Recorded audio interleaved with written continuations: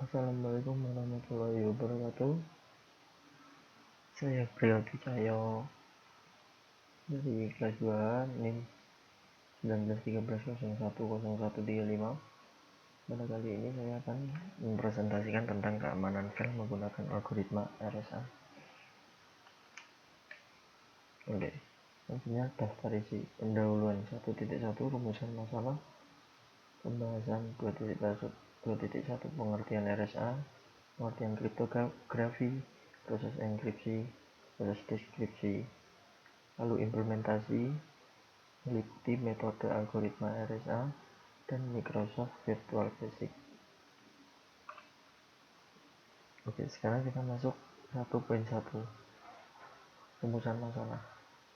1. Bagaimana cara untuk menanggulangi tindak kejahatan dunia maya dengan menerapkan enkripsi algoritma RSA pada file tersebut. 2. Bagaimana teori penerapannya. 3. Membuatnya itu menggunakan apa. Selanjutnya akan kita bahas ketiga hal tersebut. Oke, sebelum kita masuk pembahasan, kita harus tahu dulu penanggulangan kejahatan dunia maya.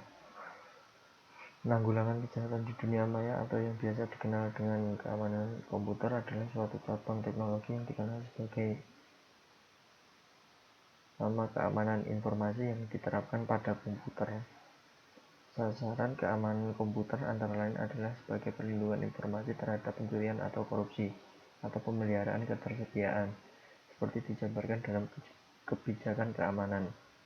Komputer dikatakan aman jika bisa diandalkan dan perangkat lunaknya bekerja sesuai dengan yang diharapkan. Penanggulangannya kejahatan memiliki 6 tujuan, yaitu privasi atau confidentiality.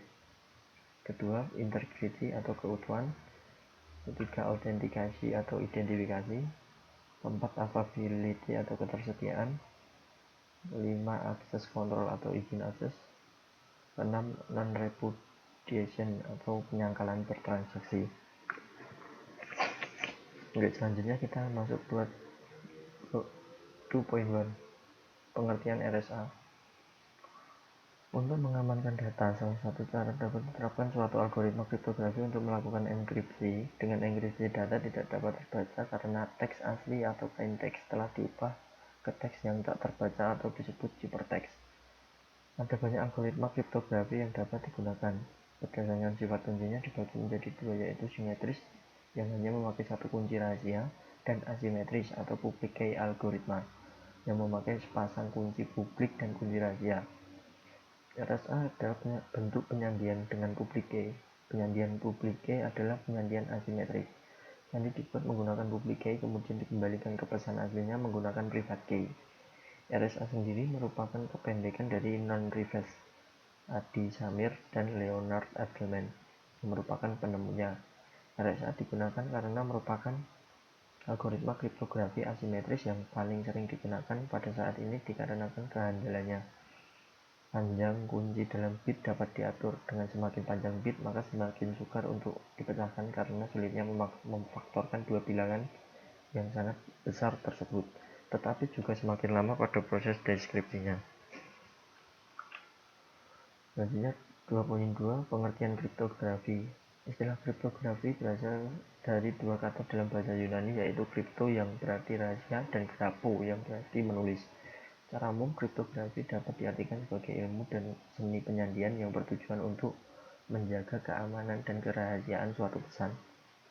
Lalu bagaimanakah proses kriptografi tersebut? Oke, kita akan bahas 2.3 proses enkripsi. Enkripsi ialah proses mengamankan suatu informasi dengan membuat informasi tersebut tidak dapat dibaca tanpa bantuan pengetahuan khusus. Kriptanalisis adalah ilmu dan seni untuk memecahkan informasi yang telah dienkripsi tanpa mengetahui kunci yang digunakan. Berikut ada penggambaran proses enkripsi dan deskripsi. Oke, plain text atau pesan yang kita tulis itu akan dienkripsi melalui kunci, lalu akan berubah menjadi ciphertext, dan apabila akan mengubahnya ke plain text lagi, kita akan menggunakan kunci, yaitu pada proses deskripsi. Pada saat itulah kunci dimasukkan dan berubah menjadi plain text kembali. Mungkin itu cara singkat mengenai tentang proses enkripsi dan deskripsi. Oke, kita masuk tujuan enkripsi. Tujuan dari enkripsi ialah satu kerahasiaan, yaitu untuk menjaga isi dari informasi dari siapapun kecuali yang memiliki otoritas atau kunci rahasia tersebut. Kedua, integritas data. Untuk menjaga keaslian atau keutuhan data, publik harus memiliki kemampuan untuk mendeteksi memanipulasi data oleh pihak-pihak yang tidak berhak. Tiga, autentikasi. Ini berhubungan dengan identifikasi atau pengenalan baik secara kesatuan publik maupun informasi itu sendiri. Non-repudiasi atau penyangkalan adalah suatu usaha untuk mencegah terjadinya penyangkalan terhadap pengiriman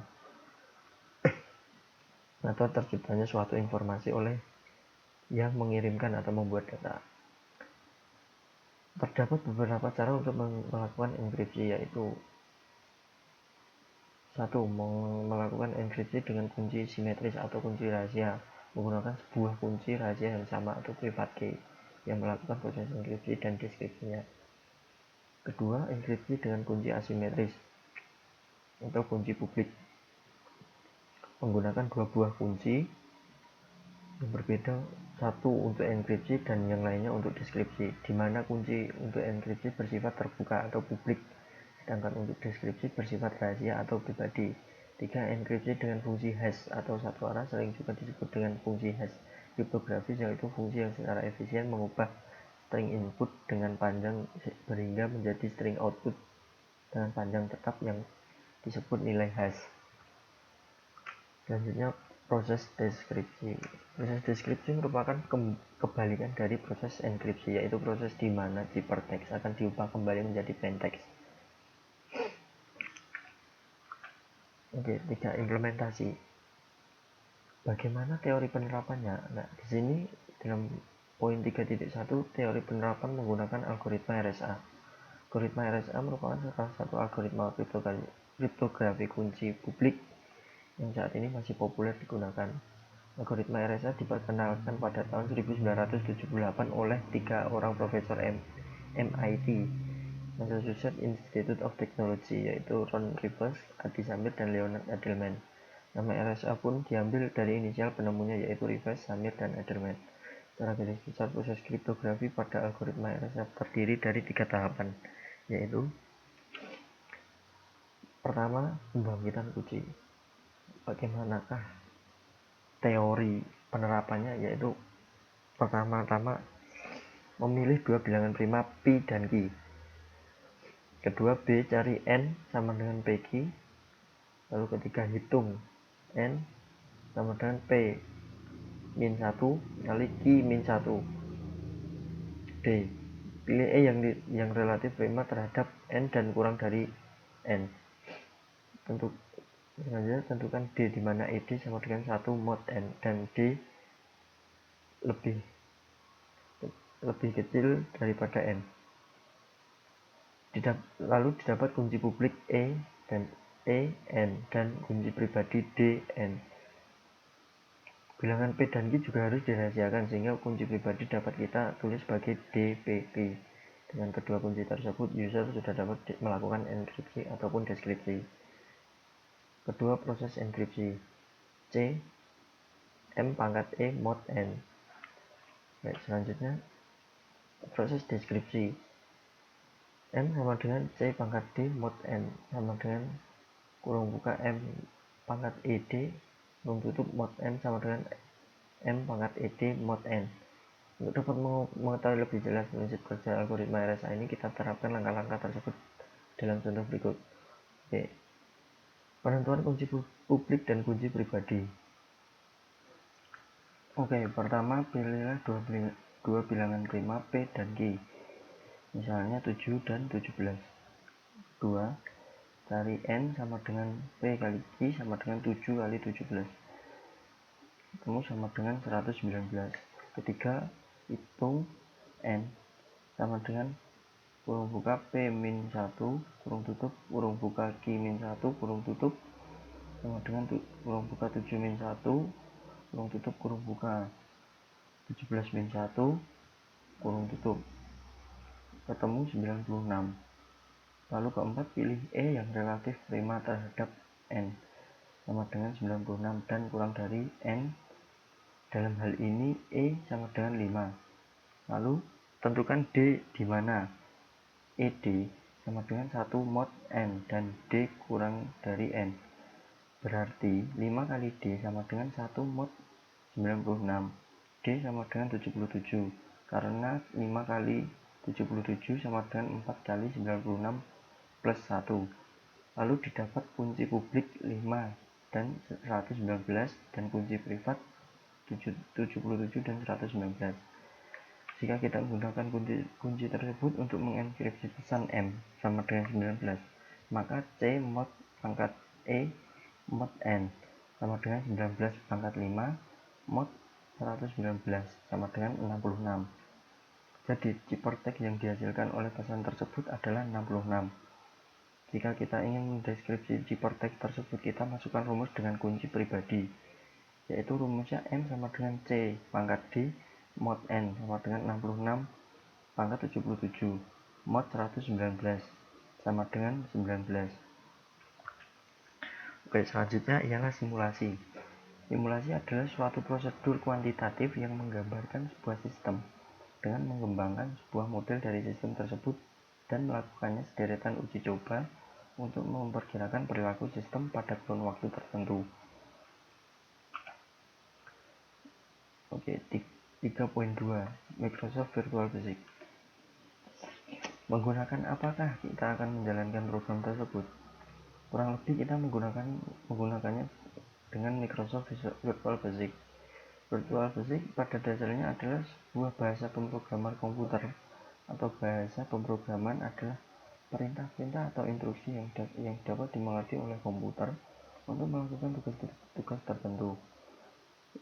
Visual Basic selain disebut dengan bahasa pemrograman, juga sering disebut sebagai sarana atau tools untuk menghasilkan program-program aplikasi berbasiskan Windows. Beberapa kemampuan atau manfaat dari Visual Basic diantaranya seperti 1. Untuk membuat program aplikasi berbasiskan Windows. 2. Untuk membuat objek-objek membantu program seperti misalnya kontrol, ActiveX, file help, aplikasi internet dan sebagainya. 3. Menguji program debugging dan menghasilkan program berakhiran exe yang bersifat executable atau dapat langsung dijalankan. Visual Basic adalah bahasa yang cukup mudah untuk dipelajari bagi programmer pemula yang ingin belajar program. Lingkungan Visual Basic dapat membantu membuat program dengan sekejap mata. Sedang bagi programmer tingkat lanjut, kemampuan yang besar dapat digunakan untuk membuat program-program yang kompleks, misalnya lingkungan networking atau client server. Bahasa Visual Basic ini cukup sederhana dan menggunakan kata-kata bahasa Inggris yang umum digunakan. Oke, cukup itu saja yang dapat saya sampaikan. Kurang lebihnya saya mohon maaf. Bila ada salah-salah kata, saya mohon maaf. Semoga bermanfaat. Assalamualaikum warahmatullahi wabarakatuh.